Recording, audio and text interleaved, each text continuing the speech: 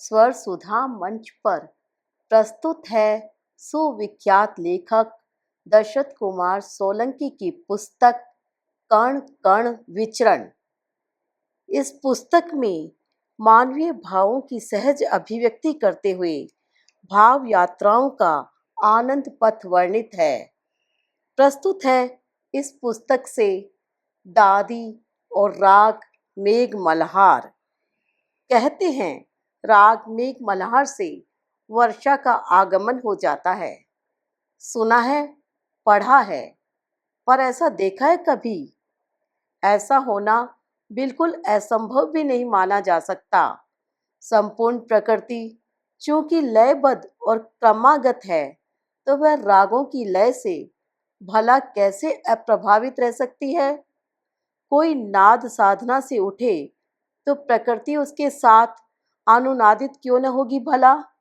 दूसरी ओर शास्त्र हर कला के लिए उपमान की विशिष्टता और उत्कृष्टता रच देते हैं, और शायद तभी वह शास्त्र है, साहित्य है।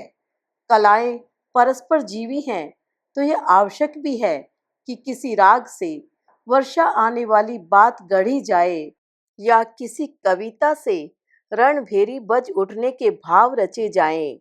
जो हो, हमें साहित्य और कलाओं के अंदर के भावों से एकमेव होना ही चाहिए। यह मनुष्य जीवन को सरस बनाता है, और सृष्टि का सौंदर्य भी इसी से निखरता है। यह कितना सुखद आश्चर्य है कि उत्कृष्ट कलात्मक बातों को शास्त्रीयता से इतर लोक में बड़े सहज, सरल व सुरुचिपूर्ण ढंग से उकेरा गया है। लोक गीत हो या लोक नृत्य या लोक कलाएं, घड़ी पलक बैठकर उन्हें अंतस में उतारने की कोशिश करें तो इससे बड़ा कोई आनंद नहीं हो सकता।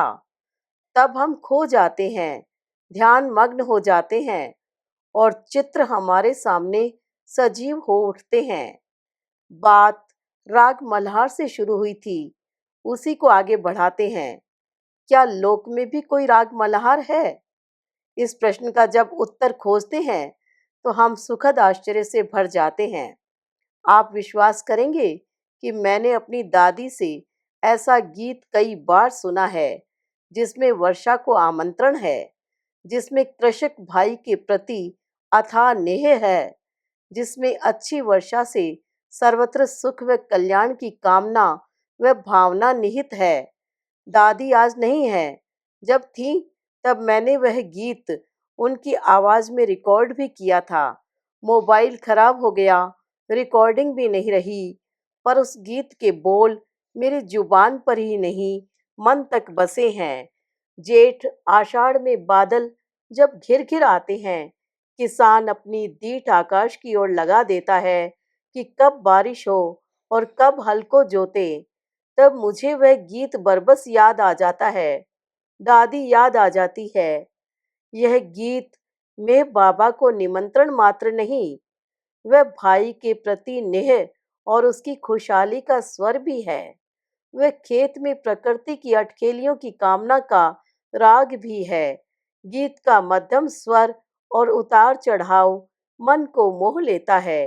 गीत की कुछ पंक्तियां इस प्रकार हैं।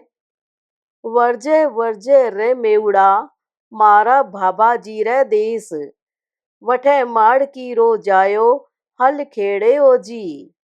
वावजो रे वीरा, महारा तल बाजरियो मोठ, सोंभे ववराव जो, हरिया मूंगड़ा ओ जी। अर्थ इतना सा है कि एक बहिन अपने ससुराल में चौमासे के आगमन के समय अपने पीहर में वर्षा होने की कामना करती है, और इंद्र भगवान को कहती है कि तू मेरे बाबोसा के देश जाकर बरस, जहां मेरा सहोदर माँ का जाया हल खड़ने जोतने के लिए तैयार है। दादी जब अपने स्वर को साधते हुए आंखें मूंद कर इस गीत को अनुभवी कंठ से उगेरती थी, बादल उनके पीहर की ओर प्रस्थान करते दिखते थे। मन भावनाओं की वृष्टि से नहा उठता था, आंखें बदली बन बरस उठती थी। खो जाते थे हम। खेत और उसकी संभावित हरियाली सुकून पहुंचाती थी। कहीं दूर से फिर संदेशा आता, 8 अंगुल बारिश हुई है, हलोत्रे हो गए हैं।